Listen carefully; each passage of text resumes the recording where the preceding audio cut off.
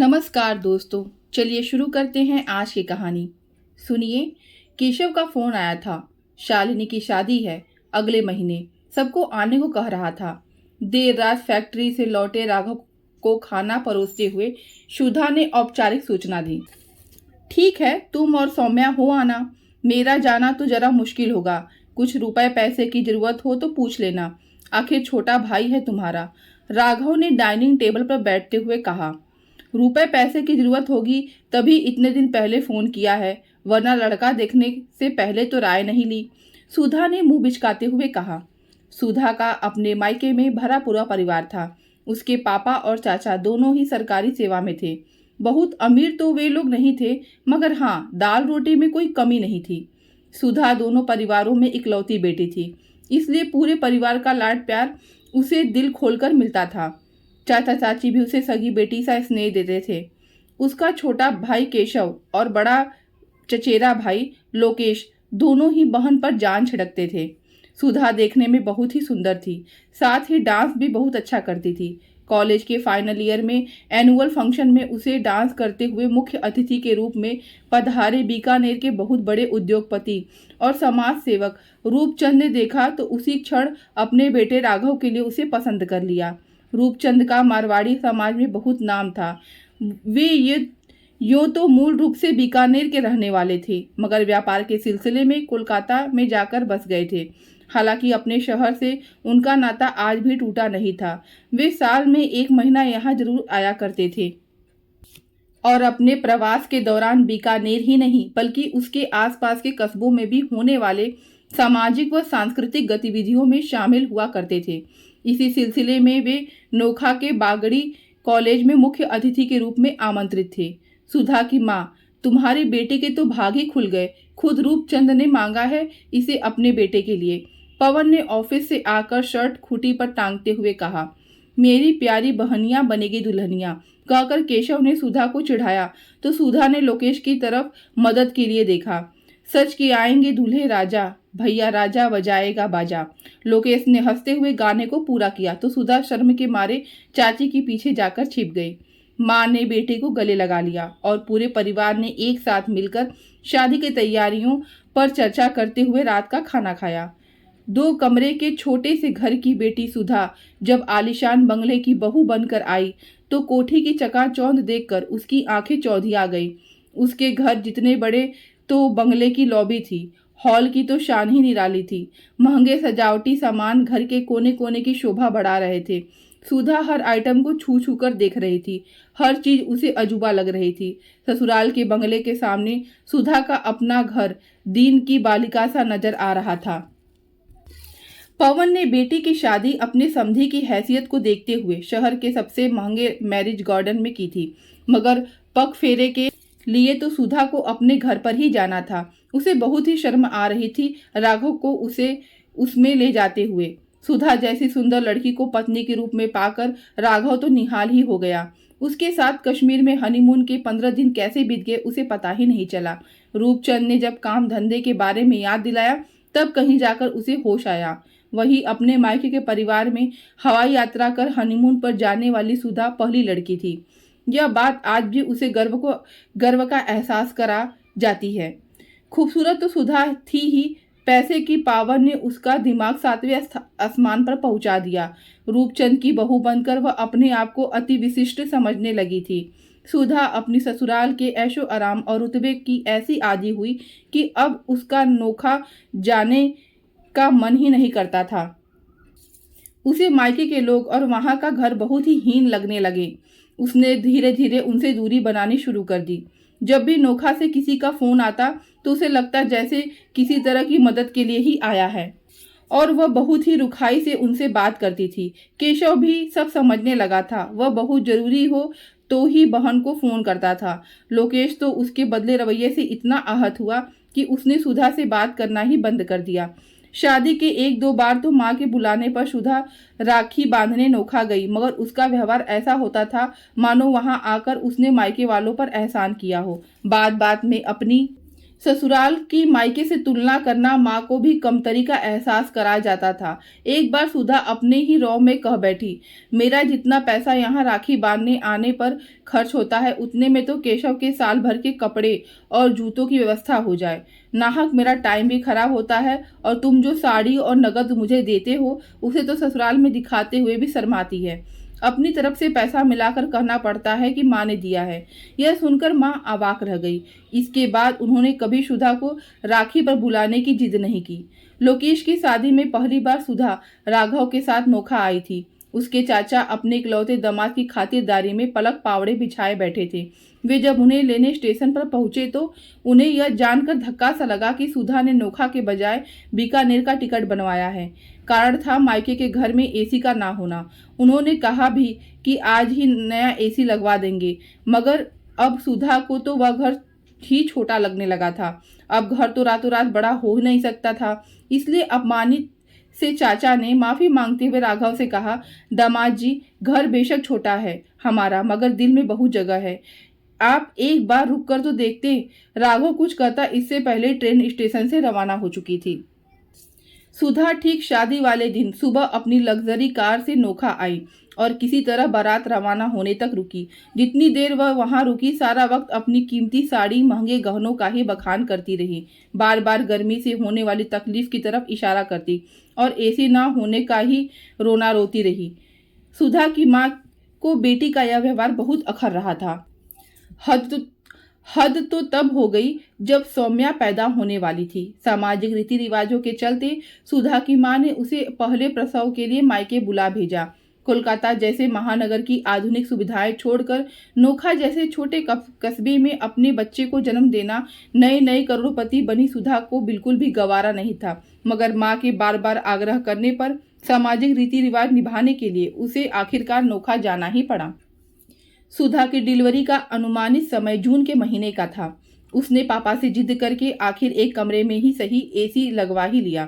सौम्या के जन्म के बाद घर भर में खुशी की लहर दौड़ गई। हर कोई गोल मटोल सी सौम्या को गोदी में लेकर दुलारना चाहता था, मगर सुधा ने सबकी खुशियों पर पानी फेर दिया। यहाँ भी उसका अपने आप को अति विशिष्ट समझने का दर्प आड़े आ जाता। वह किसी को भी सौम्या को छूने नहीं देती थी। कहती थी, गंदे हाथों से छूने पर बच्ची को इन्फेक्शन हो जाएगा। सौम्या के महीने भर की होते ही सुधा उसे लेकर कोलकाता आ गई। इसके बाद केशव की शादी पर ही सुधा अपने मायके गई थी। सुधा ने सौम्या को बहुत ही नाजों से पाला था।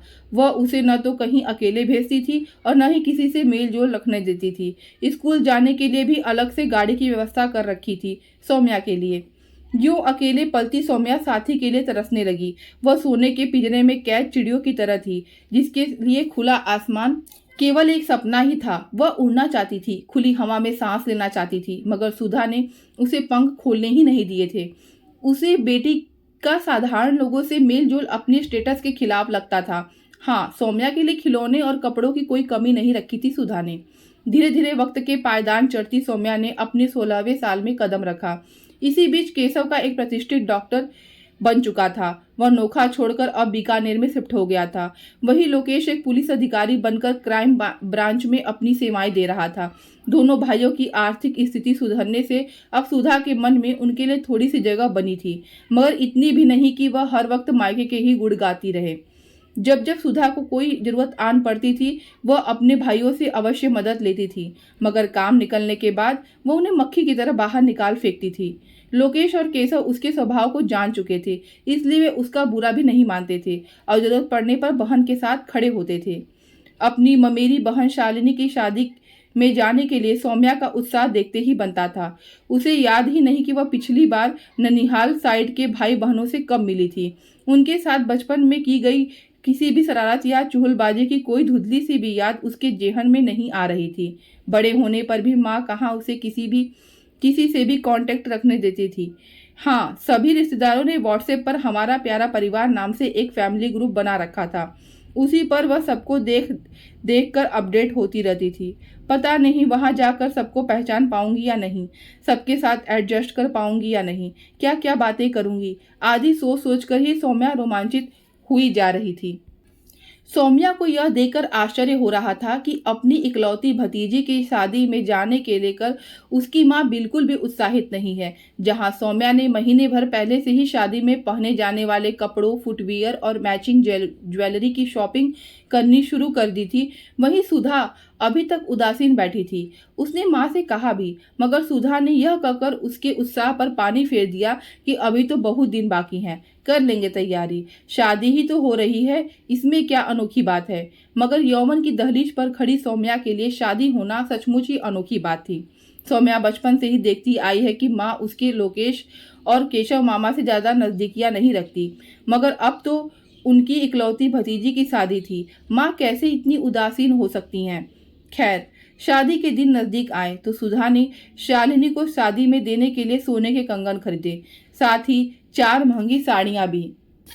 सौम्या खुश हो गई कि आखिर माँ का अपनी भतीजे के लिए प्रेम जागा तो सही, मगर जब उसने सुधा को एक बड़े बैग में उसके पुराने कपड़े भरते देखा तो उससे रहा नहीं गया। उसने पूछ ही लिया, माँ, मेरे पुराने कपड़े कहाँ ले जा रही हो?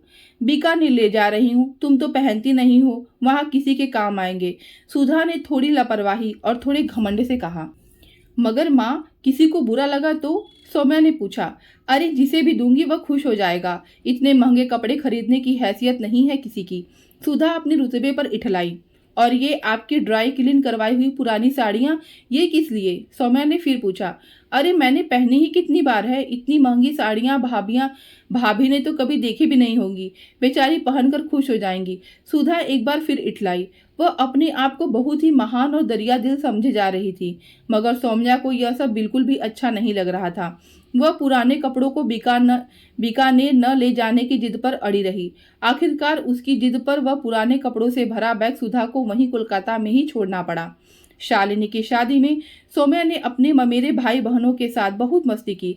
उसने पहली बार प्यार व और स्नेह के मायने जाने थे।